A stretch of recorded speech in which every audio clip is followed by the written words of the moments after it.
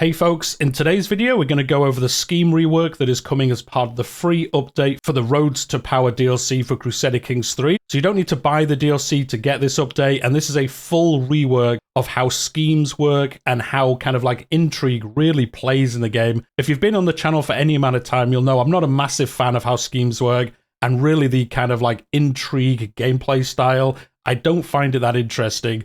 And I think with this update, I will definitely give it another go and really try focus some characters on this, because it looks really interesting now, how they've changed how these play out. You actually need to put some thought into it and actually have some kind of like interaction with your schemes. It's not like now where you start a scheme and then you just invite all the agents and then you just wait along for a bit of time and then it's either worked or it hasn't worked. You will see through this video everything they talk about here. It's going to be a lot less binary in its outcomes. There's going to be different ways things can play out, and there's a lot more actually going into doing this, which makes it a little bit more interesting to play. But as we can see in this first screenshot, we've kind of seen this before. They have kind of hinted towards this in the previous dev diaries. I will say it's kind of strange they left this as the last dev diary for Roads to Power. I kind of thought they talked about this earlier and then have one of the kind of like Roads to Power DLC dev diaries as the last one, but here we are. This is the new layout for the window. You now have these different schemes. You can see these countermeasure focuses along the top. They're going to talk about that later in this post. And you can see here, Murder Count Marianne, and he is going to have a bad time, or maybe a good time here. It says 14% chance. The phase time, the secrecy, how many breaches there have been of this scheme.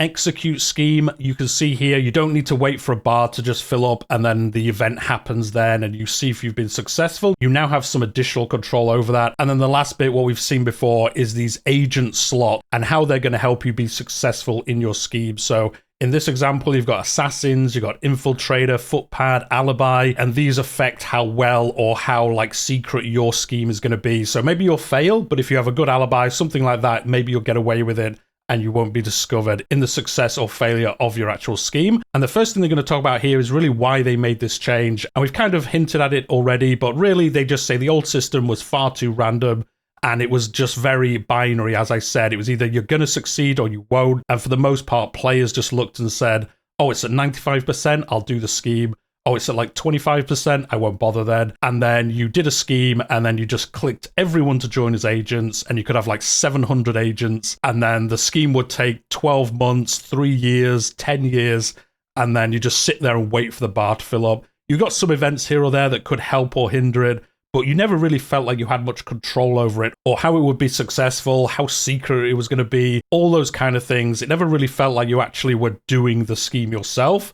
And this whole rework is about giving you control and also allowing you to kind of like focus on what you want to do with your schemes. And as I said about like the control side, this is also going to speed up schemes. So you can actually look at something. They say here like, oh, if you're trying to get an inheritance or a war and you were thinking, oh, that foe, if I murdered him, it would make it a lot easier.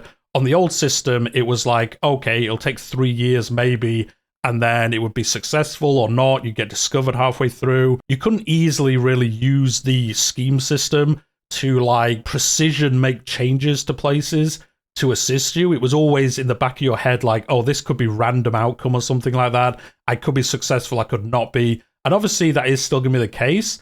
But with the new scheme update, you're going to be able to do schemes faster and actually, like, I don't know, feel like you've got more control over your schemes by the looks of it. So that's what they talk about in this first thing. I won't read through it all exactly. As always, I will leave a link to it in the description down below. But that is really what they're talking about. Like, you can now have more control and actually feel like you're playing the scheme. And it isn't just like, do this, click a button, and just see what happens. So we'll see if that is actually how it plays out, but that is what they were aiming for. And what they're going to hear a little bit is how they wanted the schemes to kind of end in a more interesting way, rather than it just being like, yep, you killed them, for example, or no, you didn't, and then were you discovered or not. When receiving the end of a scheme, you were generally either safe or utterly screwed, with no real room for maneuver or concern due to the changing circumstances and the enemies you had made. If you had good intrigue and my spy master like me, you were basically safe in the old system. So you could try murder someone, and if you were discovered trying to do it, or you did kill them and then you were found out,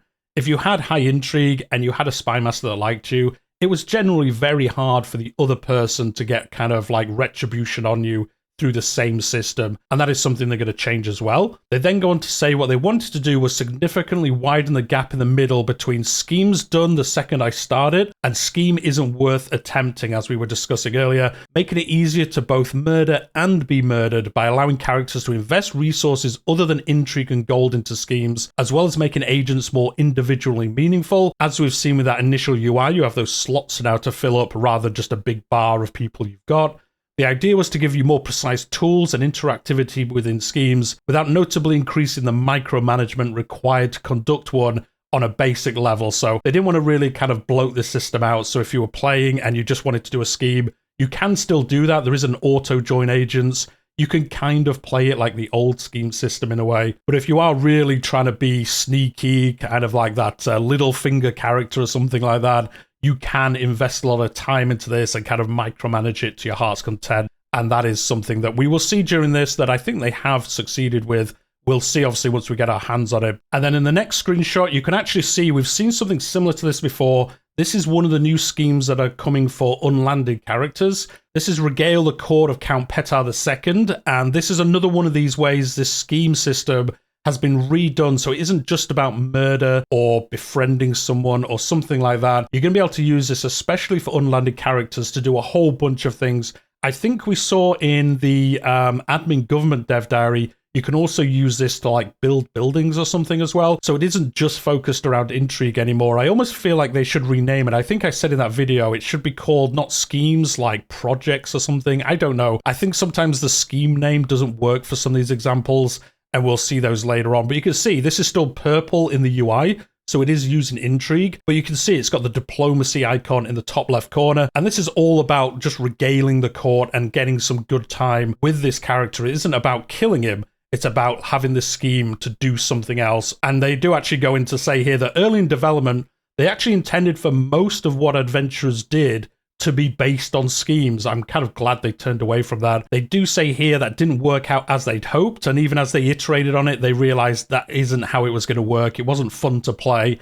And we've seen in those dev diaries how they kind of moved that into the on-map system by the looks of it, rather than just these schemes. But they do say here, this obviously came into the general scheme rework, and then unlanded characters do still use these in some examples. As I said, in one of them, I think we saw them like building a building and using this to do it and things like that. So it can be used across all the different lifestyles in a way. It isn't just focused on intrigue for the most part, but that's the kind of like overview as to why they wanted to make the change and kind of how they got to this point. So next they're going to talk about making agents people. So it isn't just, you know, invite everyone. They're in this huge bar of people and you don't really care. As long as they've got high numbers, it's a good time. So they wanted to get away from agents as faceless masses of people who hate a scheme's target and little else. Most of the time, you didn't even know who was in your scheme unless they were the victim spymaster. I will very much agree with this. You basically just sorted it by chance and took the highest people and didn't really care who they were. Instead, they wanted to make agents to be generally just a few people you pick carefully, fitting the right characters to the right job. And what they've done to accomplish this is to reduce the number of agents you get down to a general maximum of around 5 and give each of them a specific role in the scheme and their agent type. So I think they kind of hinted at this in a previous dev diary. I think if you go down intrigue, you actually get more slots for agents, which is pretty cool. So if you are a focused intrigue character, it does make this even easier for you to do. But you can see in this first screenshot here, this is the first agent. This is a foot pad, a purse, a throat, a groin. There's a lot of things that can take a knife in a back alley if you choose your moment right. I mean, yep, sure, that is true. And this provides scheme phase length, so this will shorten how long the scheme is going to take to complete. It requires intrigue and prowess. And the really cool thing is the next thing, which brings traits really into another system fully, is benefits from traits like deceitful and calm, suffers from traits like honest and wrathful, which is cool. You know, it is true. If you were deceitful, you're obviously going to be probably better at this. If you're calm, you can pick your time correctly, things like that. And then if you're honest, you're obviously not going to be as good at this in theory. And if you're wrathful, you're not going to be able to like pick the correct time. You're just going to be like, no, I'm just going to go murder them and things like that. So I like how they brought these traits into the system. I think it's really, really cool. These rules all boost some aspect of the plot. So one might help it go faster, another keep it more secret, a third might increase the success chance. Different agent types have different requirements, so not every character is a good fit for every role, and some schemes have different agent types available. So again, with this, I think if you're playing an intrigue-focused character, you're probably going to be looking around and trying to find people that help you and have like your merry band of misfits or something that like, okay, I've got these 5 guys, they're each good at one of these things, and I'm going to look after those chaps, make sure they stay in my realm, and then I can go around and do schemes whenever I want, and I'm going to be relatively successful. So I think this is going to be pretty cool, and maybe also really help you kind of like take more care about your courtiers. I think if you're like me, I don't really care who's in my courtiers list. Like, as long as they're kind of useful, I don't really care. Whereas like this, and then using them to get better knights and things, you're really going to probably play that game a little bit more of maybe trying to marry people off, maybe land them or something if you can to keep them within your realm. Really trying to keep these good characters that fit the system so you've got them for later schemes as well. Another example of this is the assassin, knife, poison, or a peasant's pitchfork. As long as they're not breathing by daybreak, it's all the same to this agent. And this provides scheme potential, requires prowess and intrigue, benefits from traits like sadistic and patient, suffers from traits like compassionate and impatient. So again, similar to the one before, if you have these good traits, you can see how it would make these easier. If you have these bad traits in this example, like if you're compassionate, you're probably going to feel bad about trying to kill someone. I really like how that's kind of like hooked in to the trait system. So at the start of your scheme, you'll choose which broad type of agents you want to focus on from a set of several packages, generally selecting between focusing on success chance, focusing on speed, secrecy, or going for a balanced mix of all of them. They do say here that initially they actually had this working differently, where you would have random agents joining through events, and you could choose between them depending on what you did in the event. But they moved away from that system because it became frustrating and micro-intensive. For every time you had an event, you had to do it and wait for the events to see which kind of slots you got and things like that. I'm glad they moved away from that, give you a little bit more kind of control over these schemes. As they are schemes you're doing, it's kind of cool they did realize that was a mistake and they went back on that and kind of changed how that worked. And you can see here, this is a scheme to murder somebody. Scheme odds, difficult to do. Scheme phase length, 112 days, 27% secrecy chance. Start a murder scheme against Rasad. And you can see here the selection they were just talking about, a balanced one, focus on potential, focus on phase length, or focus on secrecy. And then obviously you are focusing on that, but you can work towards the other bits depending on what agents you've got. So it isn't just, wow, this one will be super secret, but it isn't going to be successful.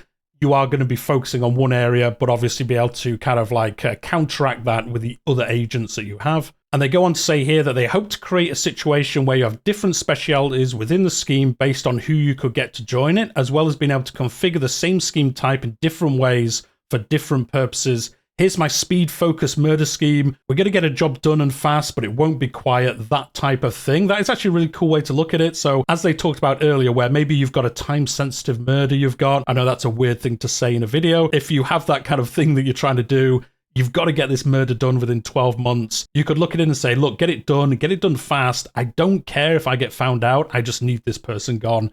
And that's what you could do. Or maybe it's something long term. Maybe you're kind of pruning your tree of your dynasty or something like that. And you're thinking, well, I don't need to do it right now. So be super secret, but get the job done. But I don't care how long it's going to be. It's that kind of famous thing of you can do 2 of 3 things correctly, but you can't do all 3. You know, you can do it quick and successful, but you'll get found out. You can do it slow and secret, but maybe you won't be successful. That kind of system really is what it looks like we're going to get. In order to humanize them a little bit more, they've also added a smattering of agent-specific rather than scheme-specific events. This allows them to have some internal conflicts, learn on the job, or bond over common hatreds, as well as dole out rewards for selecting agents that work well together and punishments for doing things like putting 2 enemies in the same plot and asking them to work well together. That is cool. So as you can see in the screenshot, we're getting some learning on the job events, and you can see here adds different outcomes depending on which option you choose. Some of them are going to be useful, some of them are not.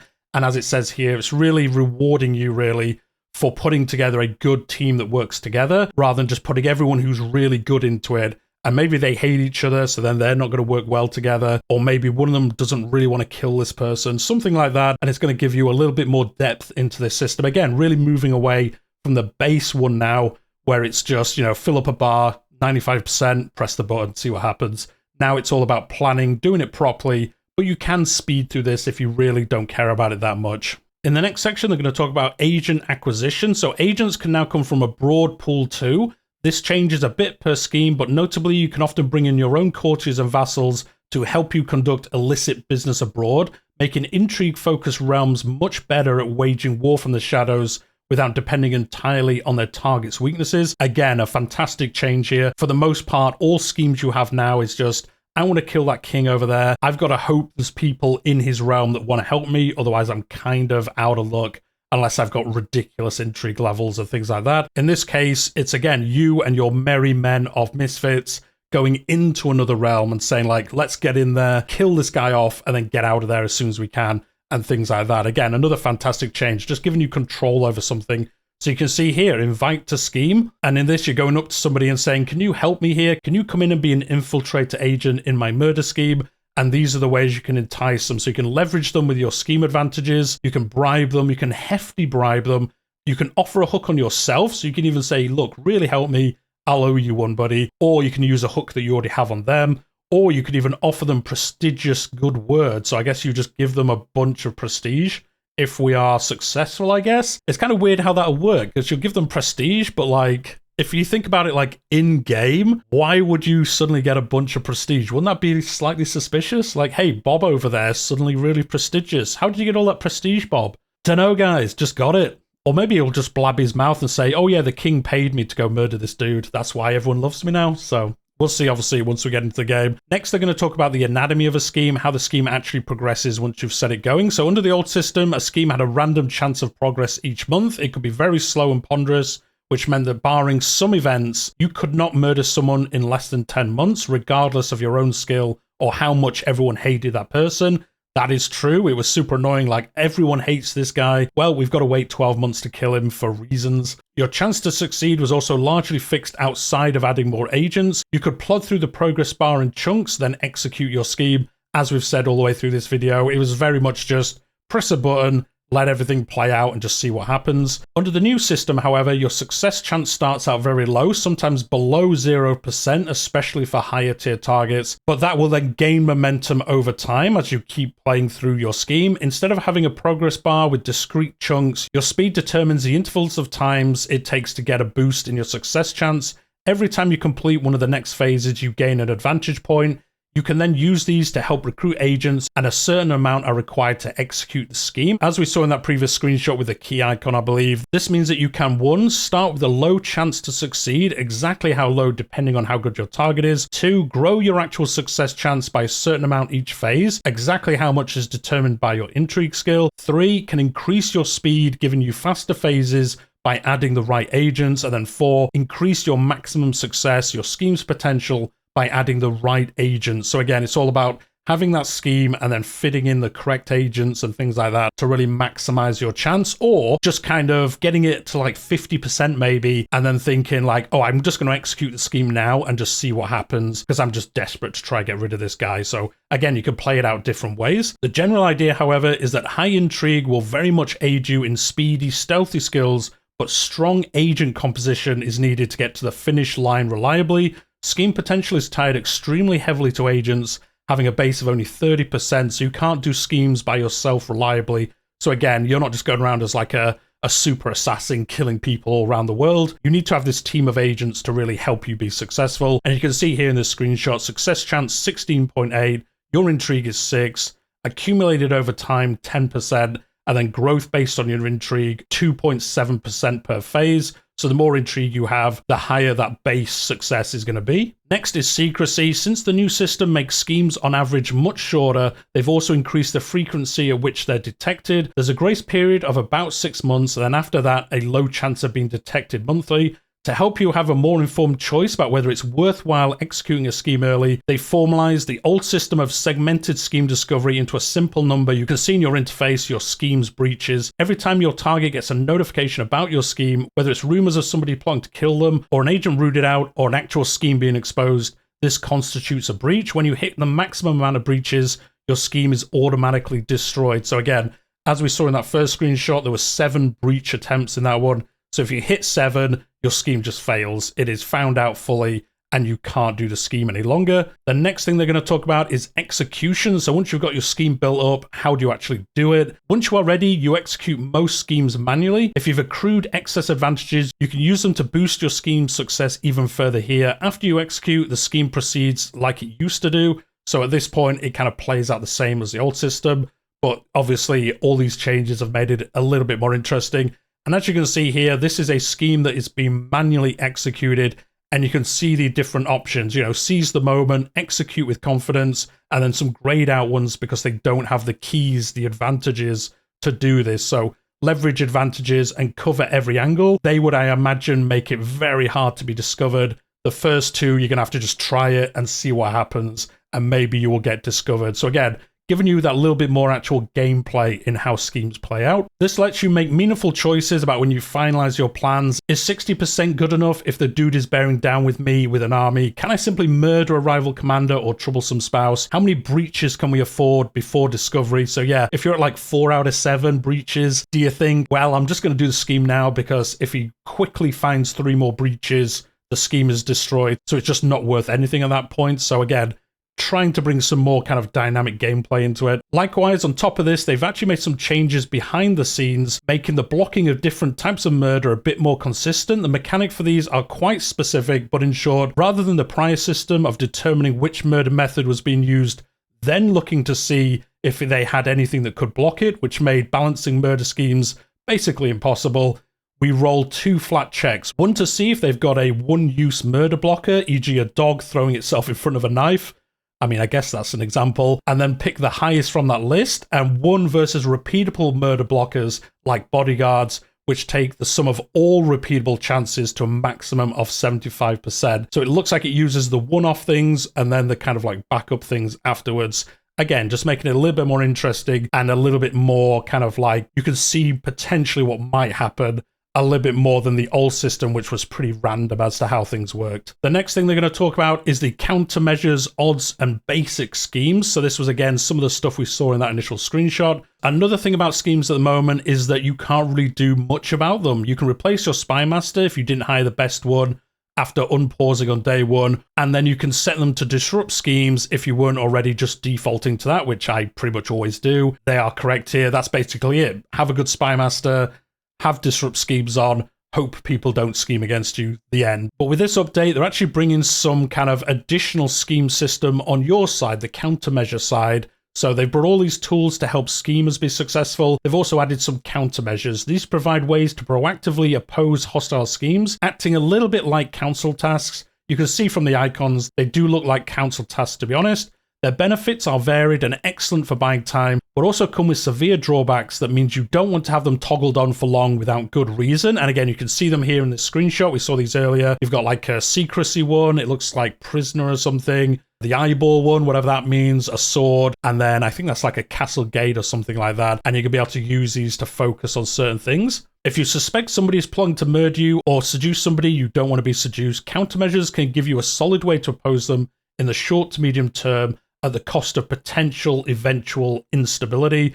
All countermeasures come with different tiers, generally unlocked by religious tenets or cultural traditions, though sometimes traits help too. These generally lower the penalties, increase the effects, meaning that some cultures face and just other people are better at resisting schemes than others. This is cool, again, hooking into other systems. I say this all the time, having all these different systems working into other systems just makes everything play better in the game. You're thinking now, oh, I might pick up this cultural trait, I might change this faith maybe I'm trying to be very secretive and this culture has this specific bonus, so I'm going to convert to them, something like that. You know, you're not going to be doing it every time, but I think especially when you do it, it's going to feel very rewarding to put all that effort in and then be able to do what you want to do. And you can see here, one of those options above is arbitrary arrests. Clamping manacles on every servant, retainer, and emissary who even blinks in the wrong direction is certainly effective, just not very popular. So focus hard on secrecy reduction at a heavy reputation cost. So this is minus 25 secrecy for all opposing schemes. So they're going to have a harder time doing schemes against you and not being found out. But the modifiers for this is tyranny gain plus 20%, vassal opinion minus 20, and courtier and guest opinion minus 20. So as I said, you're not going to want to have this turned on all the time because they're pretty hefty penalties for a good kind of bonus, I guess. But I'm not sure how often I'm going to do that. I guess if I think somebody's scheming against me and I want them to be discovered for doing that, so then I could shout it out to the world maybe and say like, hey, Bob over there is trying to murder me, and then people won't like him, something like that. I guess that is when you would use this and you would get some advantages out of that. So again, we won't see the other ones. We'll have to wait until the game comes out. Maybe you can make it so schemes take a long time to actually happen in your realm, but there's some other thing, maybe like development growth is slower or something like that because you're delaying everything that happens to like super search people, something along those lines. The other change they've made, as we've seen already, is that odds replace the old scheme chance prediction. They don't give an exact value because that was very difficult to build with the new mechanics, but they give a general idea of how likely a scheme is to succeed. And you can see this here, Sway Duke Robert. Funny, it's this character. I'm just doing a live stream based on this character at the moment. And there's a 48% chance of success, and it'll take 120 days to complete. And again, this is the sway scheme. So even things like swaying, things like that, are going to have this new UI. Now, they do say here, this is a basic scheme. So things like swaying, you're not going to be messing around with agents all the time and doing all this stuff. That is going to work out relatively how it does now. You're just going to have the kind of like new UI and things like that based around it. So basic schemes are what they've done with schemes that don't have agents. They're a simple success chance, and then you find out how long they're going to take to complete. So as I said, roughly how they work now. So they're not going to play out too crazily different under the new system. I think this is good because like the day-to-day things like swaying people, I don't want to be messing around with like, oh, I need to find like 5 people who help me sway somebody. That's more me just like trying to interact with someone one-on-one and using this system in the background. And with that, guys, that is the end of the scheme rework. I think they've given us a good outline of this. I kind of wish they'd gone through like all the countermeasures, things like that, but it's only a week. We'll find out soon enough what the other ones are, but let me know what you think in the comments down below. I'm very happy with this, especially as just part of the DLC. Like, this could have been fleshed out a little bit more and almost been like a minor DLC on its own or something like that, like part of an events pack or something like that. But to give us as part of the base game, you don't need to buy the expansion to get this update. I think is awesome, and I think this is going to make me play Intrigue characters more often. It looks just way more interesting to play, and having, like I've said all the way through, like your merry men of misfits, finding like somebody who's good at this one thing, someone who's good at this other thing, and then trying to keep them in your realm, and then being able to use those in your successful schemes, or maybe in your unsuccessful schemes, but you know, having that base, like awesome team, and then trying to get up to all your mischief you're going to do. Maybe do a whole campaign where all your characters are intrigue focused and you really kind of like build this up time over time and you become really a master intrigue focused character. Your realm is just focused on this, and that is how you go out, you know, like Habsburg style, and just gradually take over Europe or something like that. Anyway, let me know what you think in the comments. Do hit that like button if you've enjoyed the video today. I've got another video coming out later today or tomorrow about the new unlanded character named important characters, and 4 of them are getting special content based around them, including El Cid. So I'm going to do a separate video around that. So this one is just focused on the Intrigue rework. So if you want to see what that's all about, do make sure to subscribe if you haven't already. I cover the dev diaries for Crusader Kings 3. I do live streams, let's plays. We talk about things in discussion videos about how the game could be better. Things like that, you know, ranking videos, all that usual stuff YouTubers do. And then I'm also doing similar things for Project Caesar, aka EU5, that is coming, but Johan has been talking about it on the forums. They have a bunch of dev diaries, and I've started covering those on the channel as well. But we'll leave it there for today, and I'll see you in the next one.